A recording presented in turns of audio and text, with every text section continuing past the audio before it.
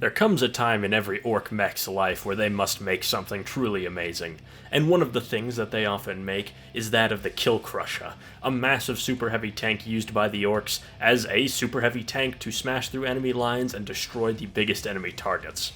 Hello everybody, my name is Spoons Rattling, and today we are covering the krusha for the orcs, one of my favorite units that I'm using in my crusade that's going on currently. So, the krusha comes in at 230 points, it moves 10 inches, its toughness 12, it has a 3+ save, a 6+ invulnerable save, 22 wounds, leadership 7+, and OC 8. This is a fairly tough stat line, as you're getting those wounds for about as cheap as you possibly can. The 3+ save is not exactly the best at this point's cost, but given how big it is, it's easy to stay in cover. The 22 wounds, of course, is quite a lot to chew through, and OC8 means it's quite solid on objectives. In terms of ranged weapons, its main armament is the krusha cannon, which has 2 profiles. The Blastaburna has blast, 3d6 attacks that hit on 5s at 48-inch range with strength 6, AP 1, and damage 1. This is very good for dealing with things like Sisters or Imperial Guard, where they will be wounding on 2s, and also isn't the worst against things like Space Marines.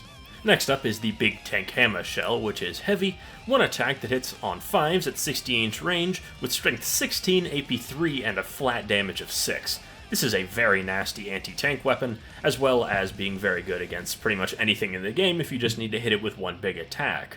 Of course, it is rather inaccurate, but that can be buffed very extensively through both a mech and crusade rules. The Rocket Launcher has blast, D3 attacks that hit on 5s at 24-inch range with strength 9, AP 2, and damage 3, a very good profile for killing Marines and Terminators.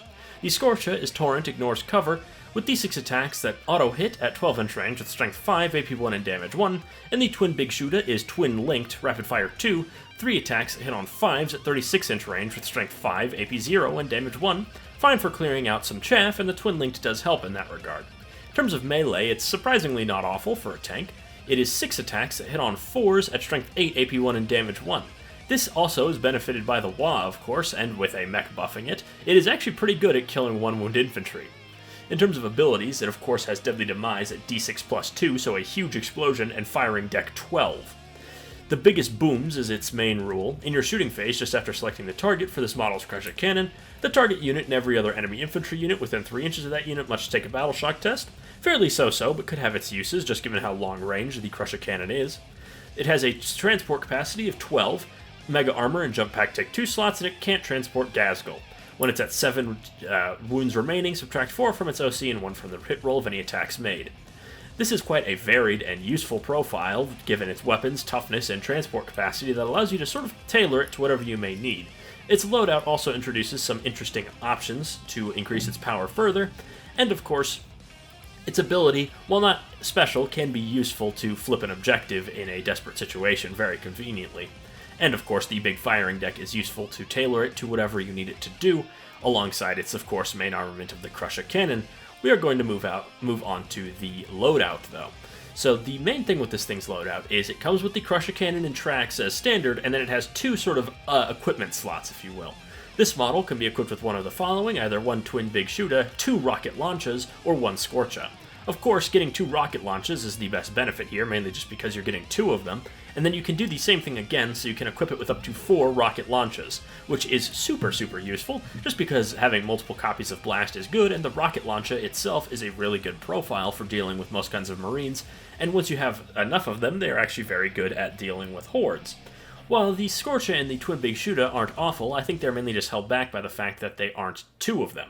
If you are using this in a campaign, or you're running a campaign as the campaign master, if someone wants to run one of these, I would recommend letting them simply equip it with 2 Twin Big Shooters or 2 Scorchas, just to balance out the options a little bit more if they so desire, though personally I like rocket launches, so I'm fine with running 2 of those. In terms of buffing options, there's certainly a few. The mech comes to mind. He does give him +1 to hit, which is almost essential for all of its gun and its melee. And with that +1 to hit, it is a huge damage buff, especially once you introduce things like custom jobs and weapon modifications. Every krusha, lore-wise, is a huge endeavor made by a mech, so it only makes sense that he accompanies it in the battle.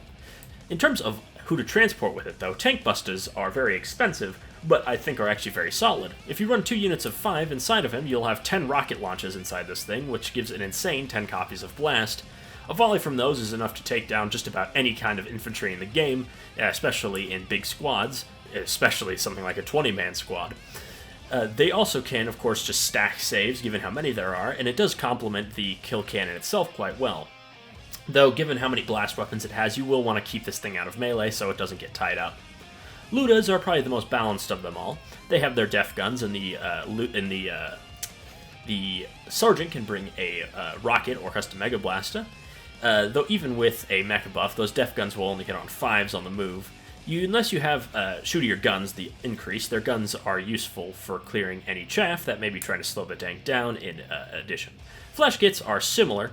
They are the lowest strength with their snaz guns, but they still have a huge amount of attacks, and are also much better should they be deployed onto an objective given their choppas and higher toughness. They are more accurate than def guns, though they are more short range, so keep that in mind.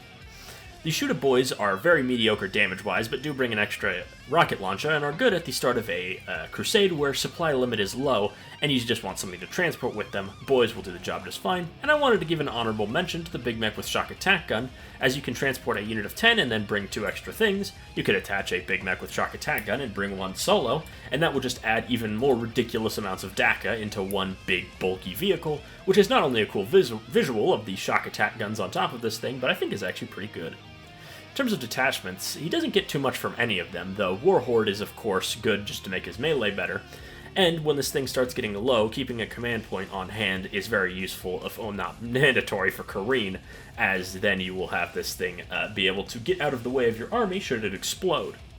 The Big Hunt, it has no keywords, but still, it doesn't really rely on that to do most of its damage, so if you want to bring a big tank with your Beast Nagas, he would work just fine there.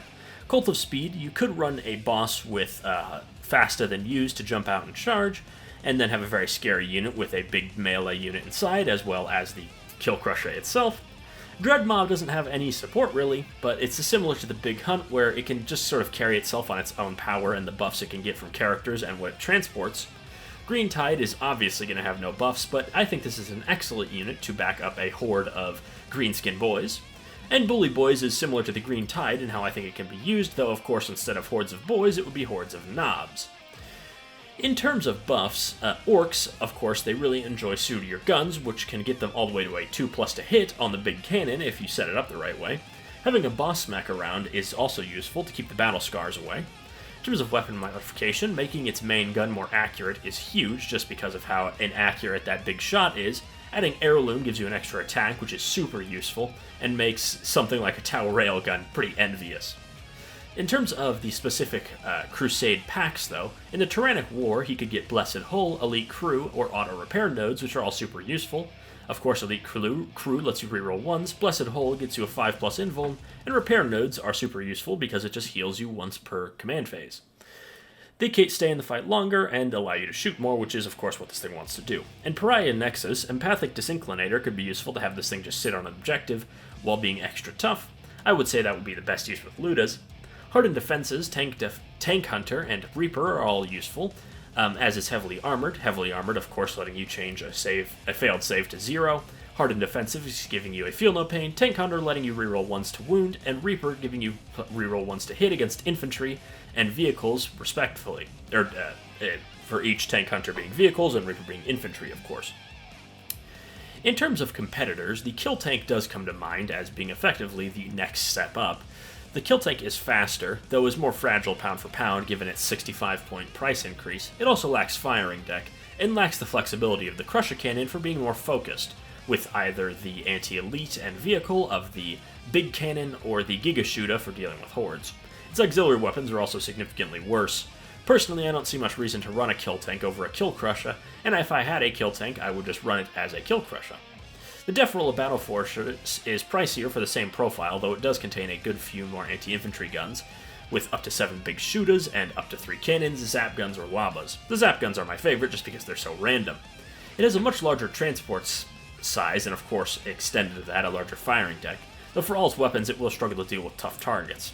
Though, if you drift it across the board, it will offer a lot of cover, as it gives cover to things behind it, and it does offer better transport rules, I would say, but the Kill Krusha offers more direct power. And then just a quick mention to the Morkanaut and Gorkanaut, which are similar, though more slanted to melee for the Gorkanaut, and Morkanaut more slanted to range. In terms of their best use, the Kill Krusha is just a tough bugger, really. It can become one of the orcs' best custom gunboats rather quickly, but does need the help to get the ball rolling with a mech in Crusade. In terms of transports, me personally, I would take Tank Bustas, just because that many of copies of Blast is really funny, and can spell death for that many units, for so many different units, especially if they're at 10 or more, or even worse if they're at 20 or more. However, if going all in on the Big Boom build, it needs an escort to stop it from getting tied up, as it won't be able to shoot into combat. I would say, if you're worrying about that, bring some flash gets, bring great firepower, and also can jump out and be very effective frontline fighters. So I would get your bit box and build up some wonderful looted abomination. Bring a mech along and power him up to be an icon of fear for everyone in your Crusade force. This thing will bring a lot of DACA and a lot of pain to your enemy's vehicles and infantry, so make sure that they fear the might of the orc tank and have fun making your own custom tank. Anyways, I've been Spoons Rattling. I hope you enjoyed this Legends unit review. I will see you all next time.